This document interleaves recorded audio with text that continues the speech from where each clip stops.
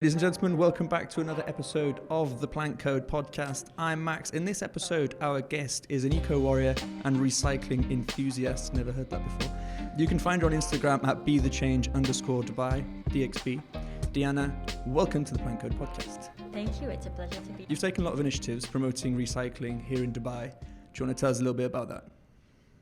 Yeah, sure. So I've been doing community recycling for around 3 years. Right.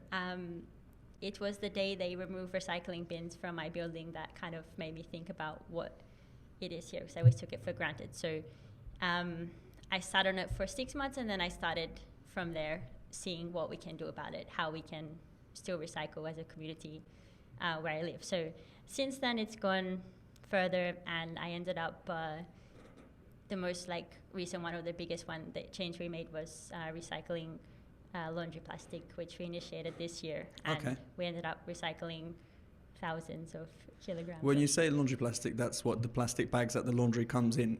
Yes. Okay. Yeah. So took initiative, and it started, and the community involvement was great. Like, people participated very willingly, and yeah, we ended up managing with a group of people helping with that. So that was, you said, about 3 years ago? Well, that we started this year, but I started in Dubai, the mission, 3 years ago. Ah, okay, cool. And how much have you recycled this year then? This year would be over 4,000 kilograms of stuff. 4,000 kilograms of just laundry plastic? Plastic, yeah, mainly laundry plastic. Wow. And then in addition to that, another 1,000 just from Because how much does one weigh? Nothing. It's literally, just a plastic bag. So how many did you have any idea in quantity how many of those laundry plastics that is, or? It must be impossible to find. Quantity, no, but volume is huge, because each one is so light that when you compact them all together, to make a decent weight, it's a lot of plastic. Yeah. So how do they actually recycle them? They recycle it. I mean, it would be made into more plastic bags or something, but the company where we take it, they don't recycle it there, but they have a buyer for that. So there is a person that wants it back. So. Okay, so they sell that plastic on? Yeah. But who wants it? Well, it's cheaper to make recyclables generally from a resource that already exists, or to make something out of something that exists. So I thought it was cheaper to make something from scratch than to actually recycle and reuse. Plastic is a tough one because it loses quality each time it's recycled. But say, for example, glass, we have, in Dubai, ample sand available to make, if it's a resource, fresh resources available, but other countries, they take it super seriously to recycle the glass because it would be more expensive for them, and it's better, cheaper to make it from recycled. Right, okay. So beyond the plastic of the laundry, which is a great initiative, and I'm sure everyone's frustrated by these plastics and stuff, what are the other household items that people should focus on? Reducing plastic would be the best one. I mean, aluminium cans and these kind of things, they're the most recyclable. Glass as well, it's 100% recyclable, and the cans as well. But plastic, it's everywhere. It's on everything. And water bottles as well, that's a huge one. We heard a lot about the caps of the water bottles. Is harder to recycle than the bottle itself? Yeah, well, actually, one of my friends in Dubai, he's collecting them for his precious plastic. Okay. So can we give them to him? We can. Okay, so I'll put a link to him down below for anyone who's listening who wants to give their bottle caps, then they'll have a lot more. So they're also collecting in other countries for charities and things, but he's doing it here in Dubai and for education, so it's better, I think, to give it straight to him. Yeah. Okay, that makes sense. But yeah, they're a different kind of plastic than the PET bottles, so it's usually you recycle it with it on, but... So the biggest question is, how can we recycle in Dubai, though? Because most people in their buildings or villas, they just have a garbage chute, and you literally throw anything down there, from plastic to glass to dead animals to ex-boyfriends, girlfriends, anything can go down there. There's no limit to what you can put down there, it seems. So if you're lucky enough to have bins in your area, some people in Jumeirah, they have them outside their place, but each area is different, and this is one of the problems, because people think Dubai doesn't recycle, but companies and people do, but it's not uniform. So if you have access to a car, you could access this Averda Centres. There's 11 locations in Dubai, and they have all different types of recyclables which are accepted there. You could also pass by any like recycling facility. I go to one in Crusades 4, which is not the closest one, but I find them the best. Right. And how are they the best though? How do you define ethics? Ethics is an important one. Yeah. So for me, their ethics are and reliability is the best. Right. So I would rather take it there. Okay. But I don't go with anything less than a car piled up to the roof. Like, this is not worth it otherwise. I mean, the environmental aspect of things I think it's growing. Awareness is definitely growing. Yeah. And people are I can already hear people thinking in their heads right now, you're recycling, but you're driving your car to recycle. Yeah. And then this debate just kind of gets exponential. Like, I drove here to come to talk to you today. I also drove here. You drove here. Yeah. But then does that make us bad people? Does that not make us environmentalists just because we drove to come here? We could have driven and gone go-karting for the afternoon, and then we could have had God knows what in single-use plastic and thrown that away. Exactly. So, I mean, transportation is a fact of life. We can do as much as we can, but we can't do everything. So I try to do as much as I can to help, like, reduce my impact, but at the same time, some things are essential. Like, also my job is not ideal, but it enables me to keep doing what I want to do. Yeah, it's not because you have not necessarily the most environmental friendly job that you can't make efforts on the other side of it, that you have to stop, that you can't recycle or you can't reduce the impact that you have on other things. And I think that's what stops a lot of people. That, like, I can't be perfect, so I'm going to do nothing. And I have a catchphrase now that seems to be trending through every single episode that I've put out so far. It's to aim for the stars to land on the moon. So you try as much as you can, and at least you have some form of progress. Yeah. And I think that's what's important. But when it comes to recycling in Dubai, and people are like, well, Dubai doesn't really care about it. But there are options out there for people to recycle if they want to. Yes. It's not as convenient as Europe, for example. Yeah, or like, it's probably not the same as you did back home, but there are still options. Okay. The biggest one that I see in Dubai is the bottled water problem. So what would you say about that? It's a huge one. I mean, there are companies offering water filters, which you can completely eliminate your plastic waste, but cost-wise, they say for a family of 4, I live with one flatmate, we're not there all the time. For us, the cost is not worth the investment. It would be like double the price we pay for water now. So we get delivery water. Okay. We use Aqua Plus because their bottle, the purple one, it's the BPA free. We know that's not the only hazardous chemical that might be in it, but it's the best we can do for now. And it's not more expensive than buying the 6 bottles. Okay. Do they refill those bottles after? Yeah, so they reuse them. Fair enough. They will be like cleaned and reused. So at least it's reducing your single-use bottles. Okay. One of my friends, even, he drinks tap water in Dubai, and he's still alive. So I mean, I've researched this as well, and I've looked into multiple websites, and it does state that you can drink the tap water in Dubai. Yeah, I wash all my vegetables in it, my teeth, toothbrush, everything. So and I'm still alive as well. So I think it's fine. I mean, I don't drink the tap water either. No. But I do use it, like you say, for cooking, boiling water, washing vegetables, showering, I'm not everything, It's clean in a sense. And I just found the fact that I was looking for earlier from earthday.org, which is that humans buy about 1 million plastic bottles every minute. Yeah. Which is ridiculous. It is.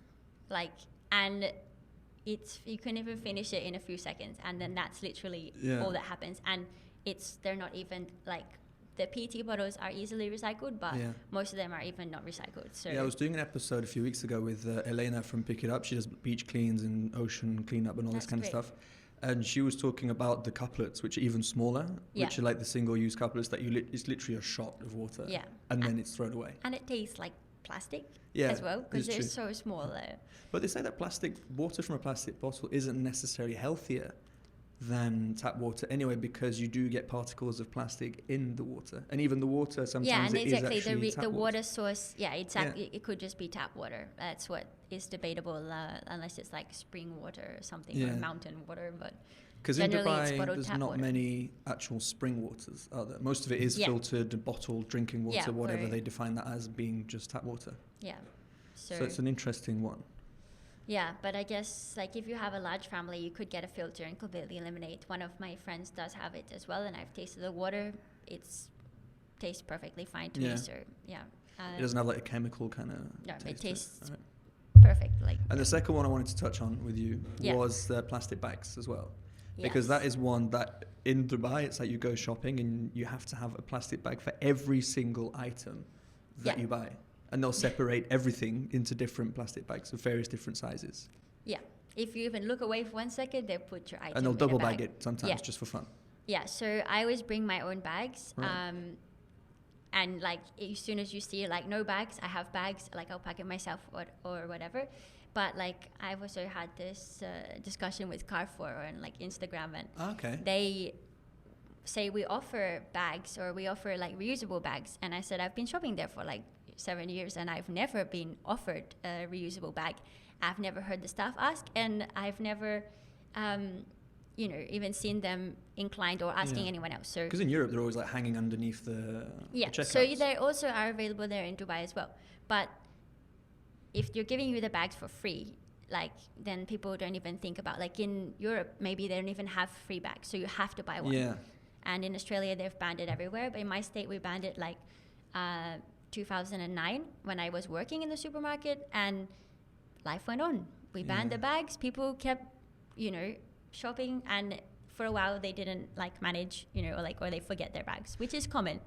Or you don't know you're going. But I keep one in my handbag, or if I know I'm going shopping, I take my whole like shopping kit with me. And one other option that people managed to do was that they forgot their bags in the car. They loaded the shopping back in the trolley and pushed it to the car and just packed it there. Yeah, I mean, it's a minor inconvenience if you think. It is. Compared to how we used to get our food before. Now you go to a supermarket, you have everything you want in the same place. Yeah. And all you have to do is bring your own bags. And you're having a great impact. And if you know you're going shopping, like this, I don't think you could. It's not like you have to go to 7 different stores, or you have to go hunting for your food like maybe centuries ago, or grow your own food. It's so easy for us to go shopping. All there, And you can even have your food delivered today. I mean, you can as well. Yes. So what do you think about that? Delivery causes a lot more waste. Yeah.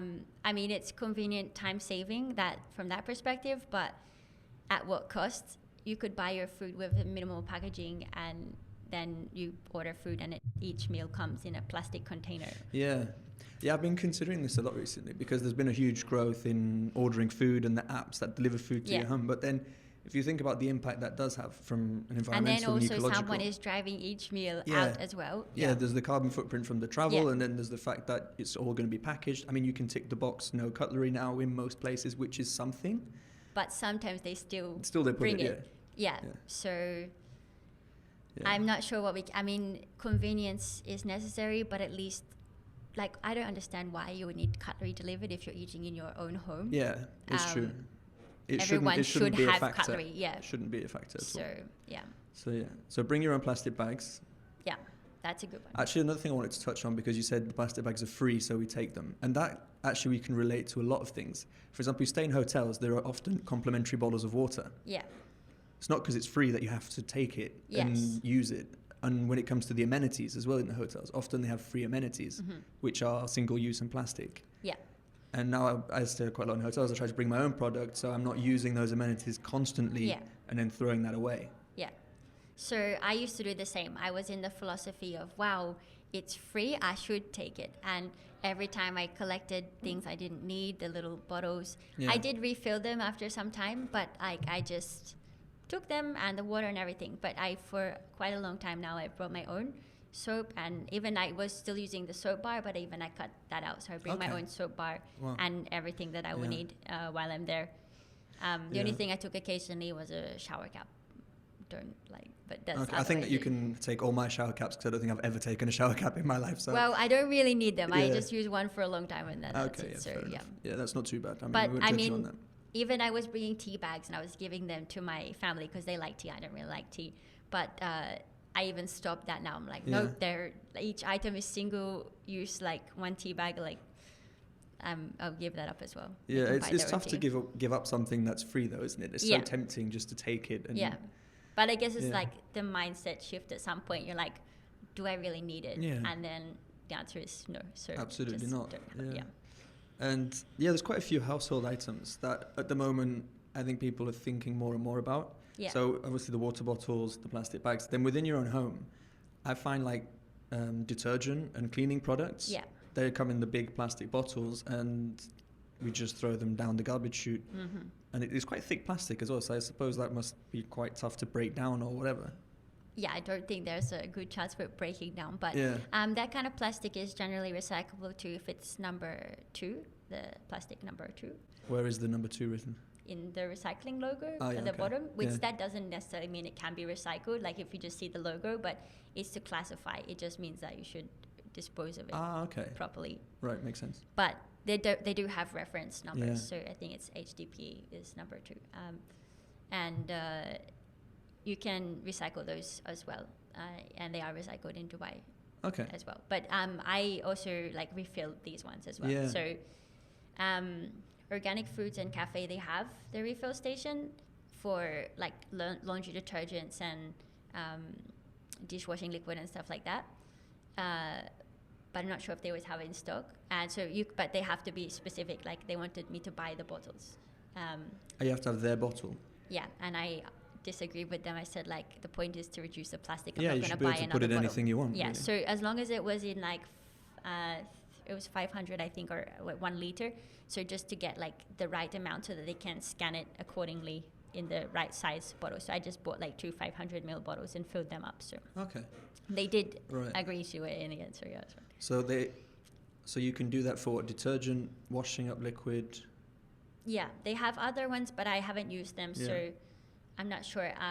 Before when I was traveling, I've bought like conditioner and these kind of things, but I have not seen it in Dubai. But I use like a shampoo bar. Yeah, dry shampoo, that is amazing. Is it dry shampoo? Is that what you call it? It's a bar, like a soap bar, but it lathers a lot like for shampoo, but I don't like the conditioner bar, so I'm not sold on that yet. I would rather buy like a refill, fill up a bottle of conditioner, but for the shampoo bar is really good. Okay. Yeah. All right, cool. And actually probably my single achievement of when it comes to recycling and reducing these items, because I mean I'm not good at it, and that's why I wanted to bring you in to learn a lot from you, to kind of get that ball rolling and make me think about a lot of things and that there are solutions out there. But the one thing I have managed to do is that I have used one single disposable cup in 2019. Well done. That is my biggest achievement, and it was technically not my fault because someone bought the coffee and it was already in the cup, but I still take responsibility for that. Actually, your number would be less than mine this year, which is shameful. But when I was on leave, there were so many coffee cups shops, like cafes, coffee shops, they're calling themselves, that did not even have cups. I love coffee. I need like 1 coffee or 2 coffees a day. Right. So I want to have one when I'm on my leave. But at the same time, these shops that are claiming themselves to be coffee shops, they didn't even have like ceramic cups. And some of them didn't even have space where you can like sit. So of course they think they don't. Everything was disposable. And they have this like cup, which might be, they say it's recyclable, but they've replaced like 51% of the cup, like the plastic lining in the cup, with something natural, so that 49% might still be plastic, but therefore they think it's recyclable. I'm like, it's still waste. So as we're saying, we do have that in common of a love for coffee. Like I drink so much coffee, I'm such an addict. People say it's not very good for you. But it's debatable. They say it is good for you, and then they say it's not good for you, too much is bad for you. But I mean, anything in excess, I think, is bad. But the important part, disposable coffee cups, they're not good in any way. No. And generally, they cannot be recycled. But these ones, it was in Ireland, and they were like, they insisting that they are recyclable. Yeah. But yet, they didn't even offer a facility to recycle them. So they're recyclable, but we're not going to recycle them. Is that their logic? Yeah, the logic is it's okay because it's recyclable, but it's actually not okay because it's still waste. You cannot be a coffee shop or a best coffee shop if you don't have There's a few in London now that they don't sell single-use cups. They will not serve you if you don't bring your own cup. Or you have to have it there. And the reason I didn't have my cup was because I already had so many things to carry, and taking photos and water bottle, and of course, I mean, I didn't have a cup, and I expect to sit down and have a coffee in a mug or a cup. That drives me crazy though, when you're in a place like you're already sitting down and it's obvious you're going to consume it there, and they serve it to you in a throwaway cup. Yeah, you have to ask. Especially here, like most places would do it, But you got to ask, because otherwise they're going to put it in the... I think it's just a convenience for them, isn't it? Yeah, because then they don't have to wash it. Yeah. But if they're already washing stuff anyway, then... It's strange because they all have dishwashers in these places. It's not like they're there by hand. And even if it's a coffee cup, it's not like it takes you very long to rinse it out. And then, anyway, it's just all these things that, I mean, we're just so comfortable now, aren't we? I mean, we've got into so much convenience with everything in the way we consume. Yeah. It is crazy. And even with travel as well, you see it with the carbon emissions. We all fly to go on our holidays, and that's one of the leading causes that for the destruction of our planet. So, but worldwide, there are some initiatives that go beyond Dubai that are quite interesting and that I wanted to get into. And one of them was Sweden. There was like this shock title: Sweden is running out of waste and importing waste from abroad just to keep their recycling plants going. Yeah. So what do you think about that? Well, I don't think it's as good as it sounds. It sounds amazing. It sounds amazing. Imagine but then you why ran would you out of transport waste into your country? Like, that's not good by itself, though. But I suppose if you're recycling someone else's waste that they're going to landfill, then maybe.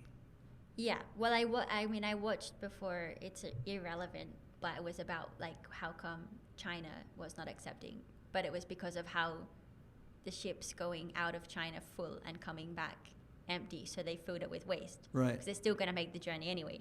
Okay. So there could be a reason to move waste around, but I think each country should be dealing with their own waste and not make it anyone else's responsibility. But as for Sweden, well, they're like incinerating a lot of it. So it's questionable. Like, I've been to Sweden and they don't have any less plastic available there. They do have recycling options, but at the same time, how much is actually recycled and reused into something else is questionable. In the article that I was reading, it said that 1% of Swedish household waste is sent to landfill, which sounds great. Yeah. Less than 1%, because in Dubai it's probably the opposite, 99. Yeah. So that's great.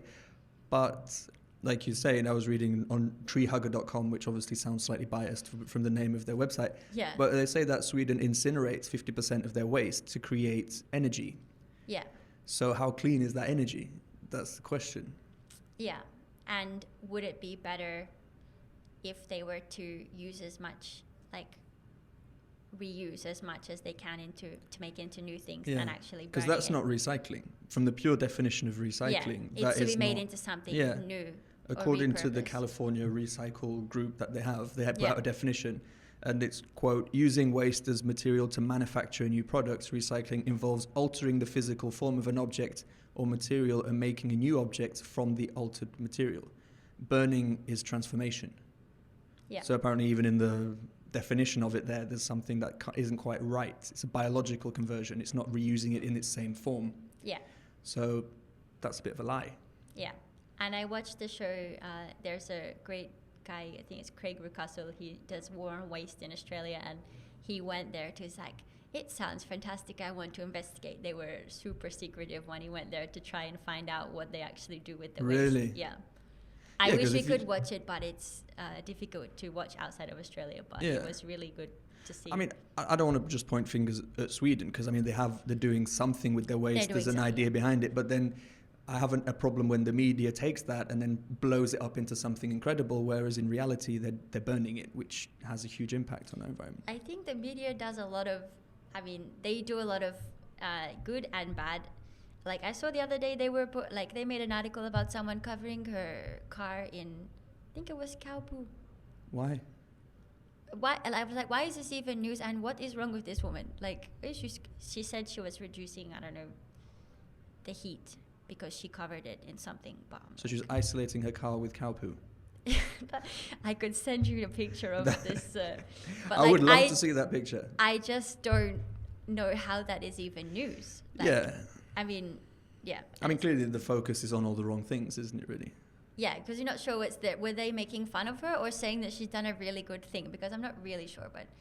I mean, that is definitely innovative. That had never crossed my mind. And a lot of strange things have crossed my mind. Wouldn't it smell bad? Like, I mean, yeah, I'm not sure. Interesting.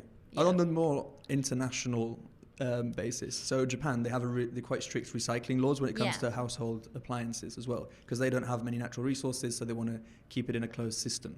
So appliances are also their regular waste. I think I think both is pretty much linked together. So they are doing, as far as I know, they have, not everywhere is the same, but like they even have one town, I think, that has like a basically zero waste to landfill. They have to go and separate everything. But their system relies on the person separating everything into like maybe up to 12 different types. Right. Whereas like in Australia and I think the UK as well, they knew that people would not do that. So they collect it all in one bin and then they separate it at the waste sorting facility. Okay. To make it more convenient. They've got a few different ones now. They've got like a purple one, like one for cans, one for tins, one for That's good. bottles. I mean, there's a few more. It's not 13 or 12. There's about 5, I think, different bins that people have at home. That's good. Yeah, which is provided by the municipality. And obviously, there's a tax on it, but then that's the point of tax, isn't it? Because they're tax providing a service. Yeah, it's a service. It's like they put tax to build roads, hospitals, schools, and that's what it's for. And if it's to improve the environment, I'm fine with that. Yeah.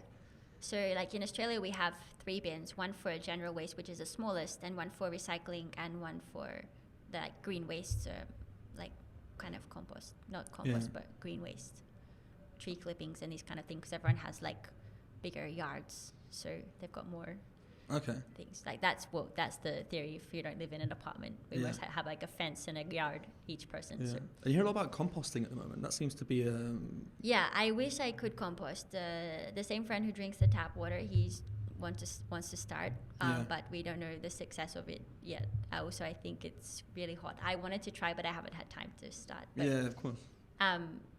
The food waste, like, I mean, if you can compost it, it's better. I mean, okay, this might seem a bit stupid, but obviously I don't agree with wasting food. But if you throw food down, it's going to disappear anyway, isn't it? It's organic waste. It will, but I think I'm not sure, I'm not like an expert on this, so don't quote me on it, but like how it breaks down, it still releases a lot of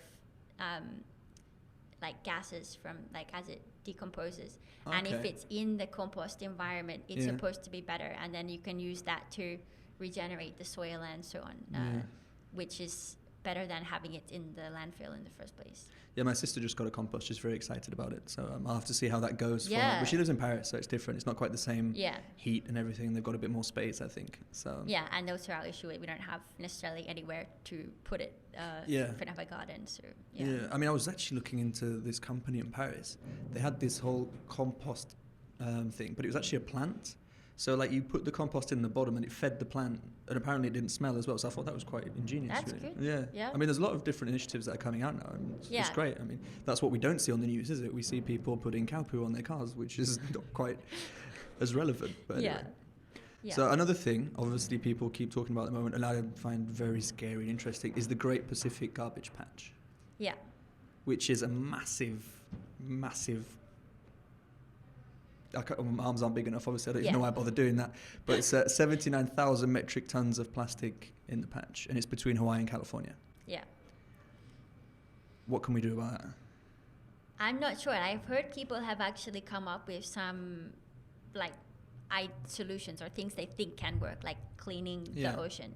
I'm not sure the success of it because I haven't had a chance to check back on it. But, I mean, it's not... That is one problem, but the ocean plastic is a global thing. Yeah. There is plastic on the beach in Dubai.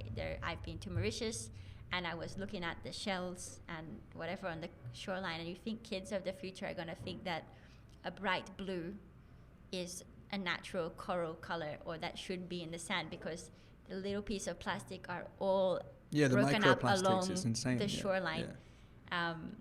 So it's everywhere. And I think... Obviously, as individuals, there's not much we can do to directly impact that garbage patch. And it was a teenager who came up with some kind of suction machine that could probably reduce and remove most of that. But I think what we can avoid doing is contributing to it. Yes. And moving away from the plastic that ends up there. Because I'm sure that every single one of us is responsible for that in some part. There's at least one piece of plastic that we've used that's there. That's more than likely, I would say. And so the best I think we can do is... make sure that, like, I mean, if you see a bin overflowing, for example, or you see a plastic bottle, pick it up. If you see that bin is full, don't put it there. Like, try to put it in a bin that has space at least, so it's not going to just blow away. But basically any like there's a chance that any plastic that or anything that's not in a bin, or even if it is, it might still end up there because it washes into the gutters and ends up in rivers or oceans. It happens very easily. Yeah. And I was actually looking about what composes this garbage patch. Yeah. And surprisingly, it's not plastic bottles and packaging that draws like all the headline stuff and the stuff that we've been talking about. That actually almost half of it is fishing nets and fishing equipment. So, and actually 20% of it is debris from the 2011 tsunami in Japan. So wow. I don't necessarily blame them for that. I mean, it's a natural disaster and stuff got wiped away and everything. And it was a huge disaster on environmental and human side as well. Yeah. But for me, what stuck with me, obviously coming from a vegan perspective, is that half of that is coming from fishing. Yeah. From an industry that I personally don't support. And if we can not support that, then if we're contributing to reduce the amount of plastic that's in our oceans, why not? Yeah, well, I think they should be doing something about that. Like, for me, I'm, like, glad I never liked fish growing up. My mom never made it, or she didn't like it, so I never ate it. But I've done some cleanups as well, and yeah, you find ropes, all sorts of things that are related to this kind of fishing industry. And yeah, like if say the rope broke or the net broke, they would just leave it there. So then the fibers break apart and you end up with more and more smaller plastics in the ocean, which then can come back into the animals themselves. And because we talk about protecting the environment, protecting the world that we live in. Yeah.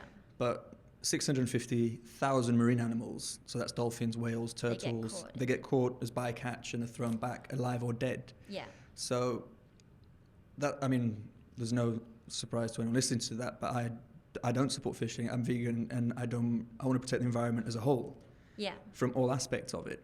So as consumers, we can clearly reduce on the plastic, we can reduce on other things, but we can reduce the demand as well for products that are from that 1% who are benefiting, and they're the ones causing the most destruction. Yeah. And there's, like, I don't think many things in place to stop them from doing what they're doing, and all they're worried about is how fat the back pocket will be. Yeah, but we have a vote, and that's with our dollars and on the products that we do consume. Yeah. And that's why I find interesting about the relation between the environmental recycling aspect, which I find super important. Yeah. And I admire everything you do, but I do think it leads in very well with the animal rights and the vegan movement of protecting the environment. Yeah. Because, as I said to you earlier, we might not be fighting exactly the same battle, but we're fighting the same war, which is systemic change and to change the way we consume and the way we approach things. Yeah. So, you know, Greta Thunberg, the 16-year-old, she, like, everything she says is like spot on, and it's like a knife through the heart. And she speaks so well, and she's it's so incredible. young. Yeah. I mean, she speaks better than me, that's for sure. sure. I mean, a 16-year-old with Asperger's, and she's just like amazing. If you haven't actually listened to her, do check her out. I'll put a link down to everything that she's done. It's incredible, the speeches that she does. And one of the things she said that's stuck with me ever since, and it was in, I think, a podcast I sent to you with Earthling Ed, and she was saying that we don't want compassion. We don't want just to sit here and talk about it like we're doing now. Yeah. We need people to act like your house is on fire, because our house is on fire, and that is the world that we live in. We're destroying it, and we are complacent and living in convenience. So, and also there's a video by George Monbiot, I'll put a link to that. I think I sent it to you as well, probably. And he says that the two biggest ways you can impact the environment are give up flying, follow a plant-based diet. Yeah. If you had to choose, which one would you do? It's tough.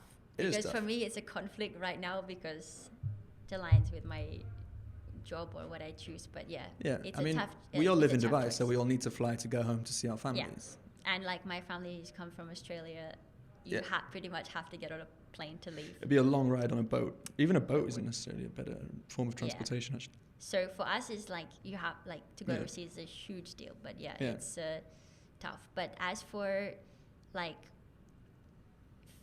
choosing or taking some action and voting with your dollar, it's super important. Like, use less of everything. It's a better way. Or ask yourself, do I need this?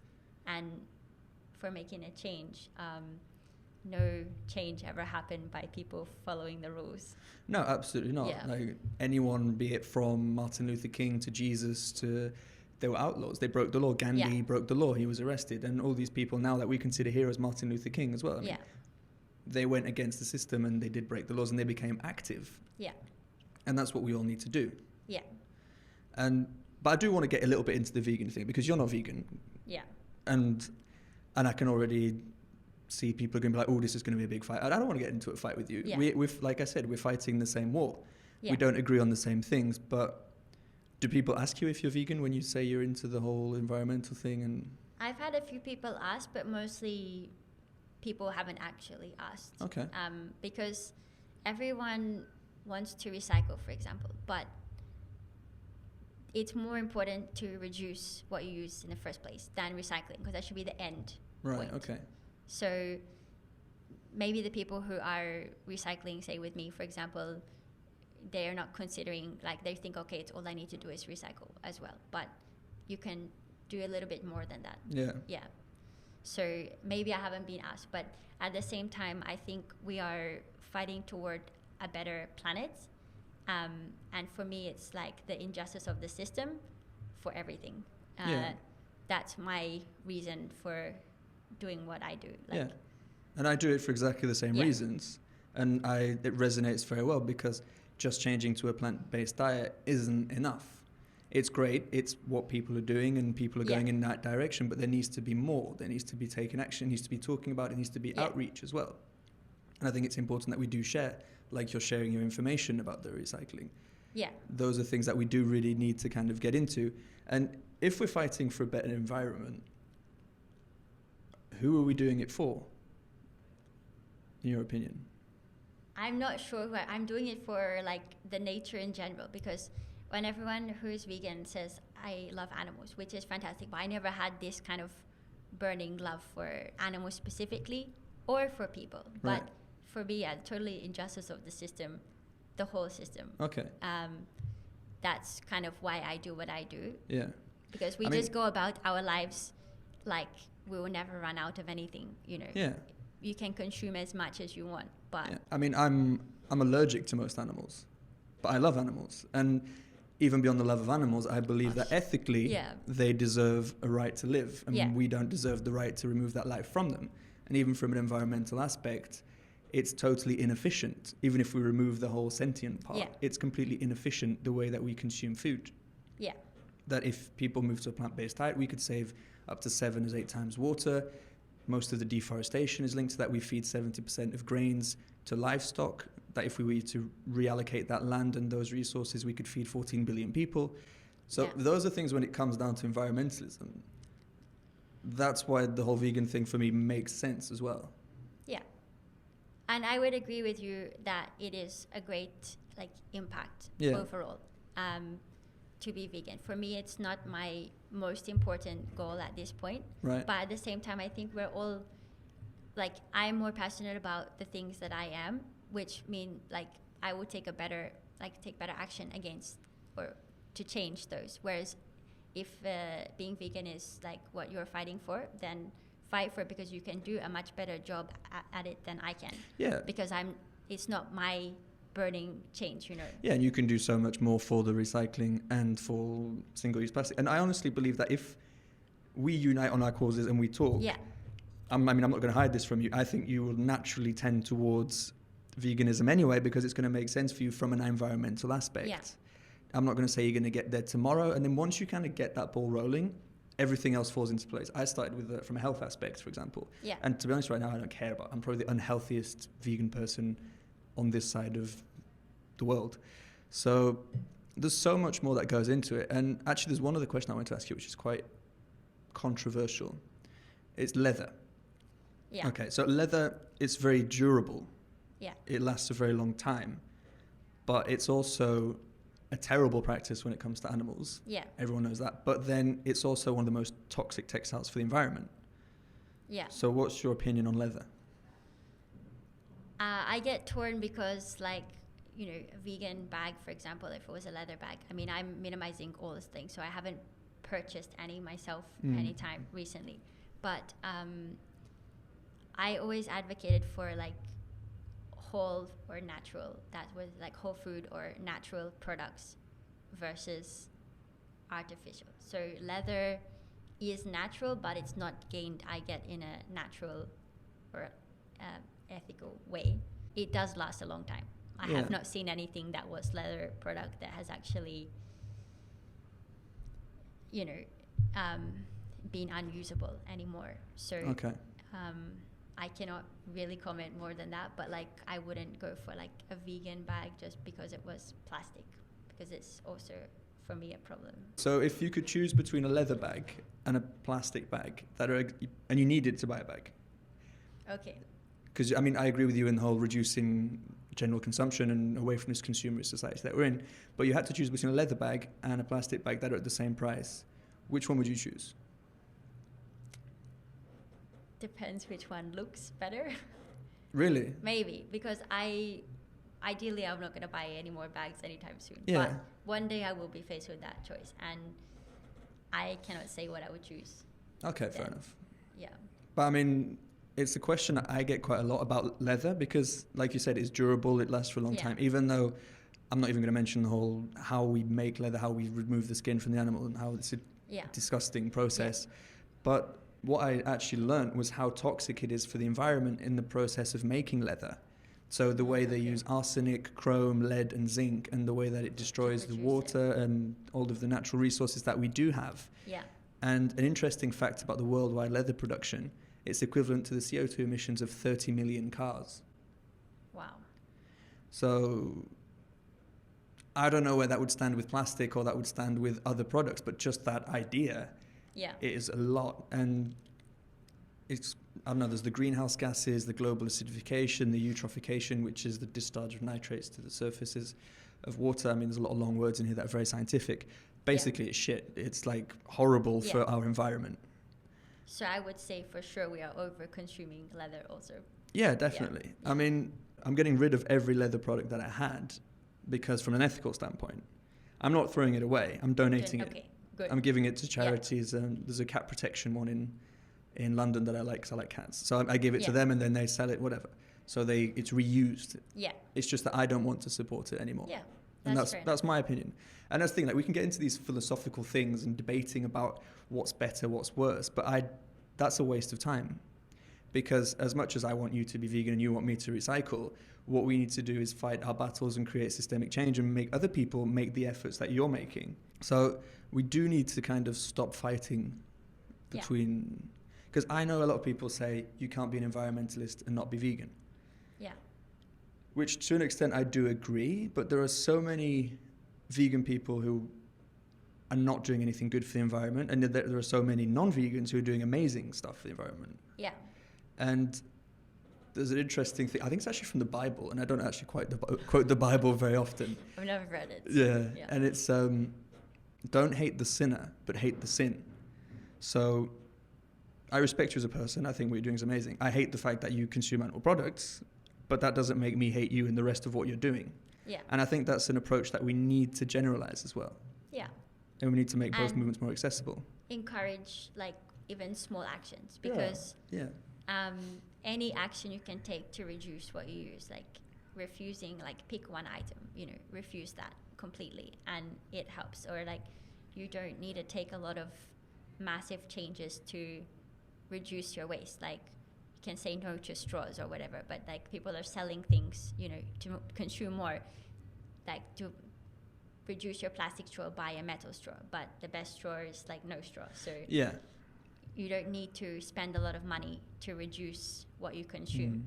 There's a lot of hate in the vegan movement about the straw thing. Because actually I had some... A paper straw can still end up a turtle's nose. Yeah, absolutely, without a doubt. And it's not, I don't think, recyclable, because if it's still coated with like a plastic thing, the same as the cups. Yeah, and when it comes to weight, I found something that straws, it's like less than 0.1% of the pollution problem that we have, especially in our oceans. Yeah. And that's when it comes back to people are willing to give up the straw to save the fish, but then they'll eat the fish. They're not willing to stop eating fish to save the fish. Which is the biggest impact that people can have to protect the oceans. And that's where I struggle with the idea of, like, we're fighting to protect the environment, but who are we trying to protect if we're destroying the environment and the animals that are on it and not creating a compassionate world? Yeah. I agree. Like, people are like, oh wow, we need to change the straw, but I totally agree with you. You're right. But I mean, that's the thing as well. If it gets people thinking and thinking, oh, I can remove the straw, that's something, and they're like, oh, what else can I do? And then it'll pick up and it'll grow. Yeah. And I think that's the most important thing. And it was actually James Aspey, who is he's a vegan activist. He talks a lot about animal rights and everything. But he said something that was quite interesting. I was watching one of his speeches yesterday. He says, like, don't blame and shame people, inform and explain. Yeah. And I think that's relatable to every activist cause. Yeah. Because the root word of activism is active. It's doing something. Yeah. And definitely. Just by informing and explaining to people, you're already taking action. Totally agree. Does anyone actually, like, when you talk to them about recycling, does anyone kind of like deny that there's a problem? No. I've only people who either they are lazy, they don't want to know, but generally people are like, oh, great, fantastic. Yeah. And they actually want to know what they can do more of. Yeah, okay. And that's the same as like why my Instagram Be the Change, because you have to like actually be the change that you want to see. Yeah, we do all sit around waiting for other people to do stuff, but it's up to us to make an effort. And it's so easy, isn't it, at the end of the day, to like get that first step in the right direction and to inspire other people. I mean, I'm sure you've had an impact on so many people around you, or at least you've planted that seed for them to start recycling. I mean, even me today, like, I realized that I'm miles behind, like you say, because my priorities are in a different place than yours. But I can do more. But I even think it's like in Dubai, for example, reminding people of what they did when they were back home. Because they've got so used to the extra conveniences we have here and how the system is not the same. But, you know, it's just remembering like, oh, I did grow up doing that. And so when they actually find out they can, then taking the action that they used to take, it might not be the same, but we can still do, you know, something. I think people are like, well, this isn't my home country, so I don't care. But it's this is our, it's our planet, isn't it? That's what we all have in common. It's the planet Earth. Yeah. And that's what we need to focus on. So kind of to wrap this up, would you say you're considering a vegan diet? Would you see there's any way you'd go plant-based one day? Well, I don't know how serious it is, but like based on blood type, I should be vegetarian. I'm A. I don't know how true that really is. Like I've read quite a few studies into it and it seems quite dubious. I mean, well, anything, if they say you should be vegetarian, then why not give it a try? Then I grew up in Australia, we eat a lot of meat, but then like I eat less than before. Right. Less than say when my mom was cooking, for example, I would put like less in a meal, or I love cooking soups which don't even have meat, or you know. Yeah, it's surprisingly easy, isn't it? It is, and delicious as well. And I find it generally easier to eat more vegetables. Like you don't have to fear about poisoning yourself or cooking it, or is it expired and stuff like that. If you're eating food that's from the ground, it's already, you're not going to have salmonella, E. coli, and all these diseases that people are extremely worried about, and a lot of people die from. And then the whole heart disease, diabetes, and that just goes on and on. That's a whole different debate. I mean, it seems like you're more in a direction that you're reducing everything that you do. Literally everything. Everything, yeah. So like... And that even comes to food as well. Yeah. Not in quantity, but in the products you choose. Yeah. I'm trying to reduce as much as I can, like from every aspect. Like I don't want to buy anything, but like if things can be, you know, donated or repurposed, and I haven't like bought many things like in the last 2 years, so it's the only thing I can still do buy is fruit basically. So Deanna, I want to thank you for coming today to talk to me. It was great. You taught us a lot about recycling, and I think a lot of people are gonna, at least now we know we can do it in Dubai. A lot of people are like, it's impossible, it's a dead end. You've put options on the table there, simple ones as well, and simple steps that people can make on a day-to-day basis. I'll put the link to your Instagram at BeTheChange_DXB and to the other things that we mentioned throughout this episode. So thanks for joining me. Look forward to hearing from you soon, and looking forward to you becoming vegan. Great. Thank you for having me.